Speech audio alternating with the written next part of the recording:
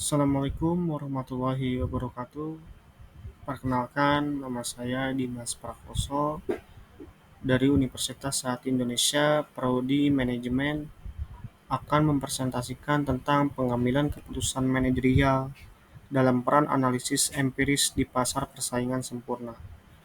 Dosen pengajar by Febri Mulyani, SE, MM. Langsung saja kita menuju materi yang akan dibahas. Pengambilan keputusan manajerial peran analisis empiris di pasar persaingan sempurna.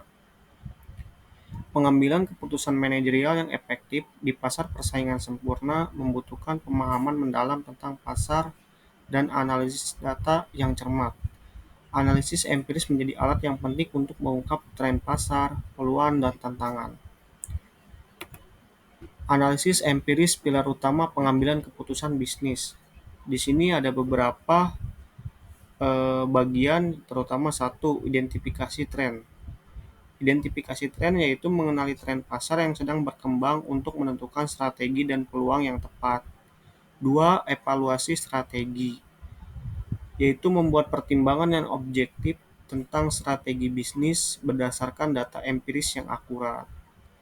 Kemudian tiga, pengambilan resiko, menghindari kesalahan yang merugikan dengan melakukan analisis resiko yang didasarkan pada data dan analisis statistik. Lanjut ke studi kasus. 1. Analisis pangsa. Perusahaan A ingin mengetahui posisi mereka di pasar persaingan sempurna untuk produk X. Analisis empiris dilakukan untuk menentukan pangsa pasar yang mereka miliki dan memahami persaingan dengan kompetitor. Hasil analis. Dari analisis empiris diketahui bahwa perusahaan A memiliki pangsa sebesar 15% dari total penjualan produk X.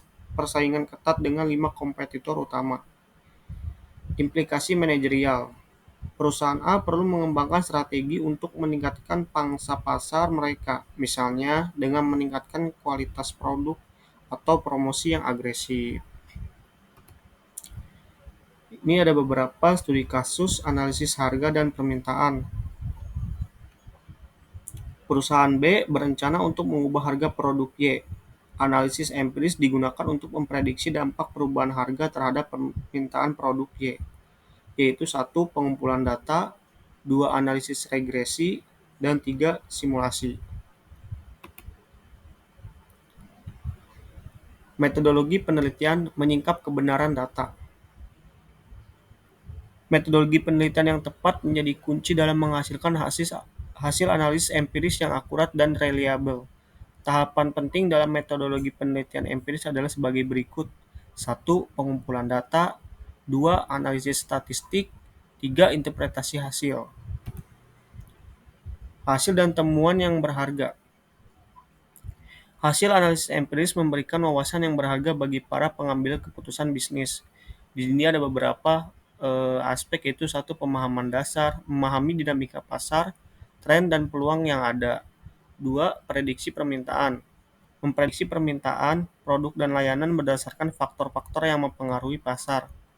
3. Evaluasi strategi, mengevaluasi efektivitas strategi bisnis yang sedang diterapkan dan mengidentifikasi area yang perlu diperbaiki. Implikasi manajerial, menerjemahkan wawasan menjadi tindakan. Hasil analisis empiris harus diterjemahkan menjadi tindakan yang strategis bagi perusahaan. Penyelesaian strategi, strategi pemasaran, serta keputusan investasi. Studi kasus analisis kelayakan investasi ada beberapa tahap, yaitu tahap 1. Analisis SWOT dilakukan untuk mengidentifikasi kekuatan, kelemahan, peluang, dan ancaman proyek. 2. Tahap analisis arus kas dilakukan untuk memprediksi aliran kas yang dihasilkan oleh proyek. Tahap 3. Analisis sensitivitas dilakukan untuk menilai risiko dan potensi keuntungan proyek. 4. Tahap berdasarkan hasil analisis keputusan investasi dibuat dengan mempertimbangkan risiko dan potensi keuntungan. Kesimpulan, kunci sukses analisis empiris yaitu analisis empiris yang jadi alat sangat penting dalam pengambilan keputusan manajerial, namun membutuhkan pertimbangan yang cermat.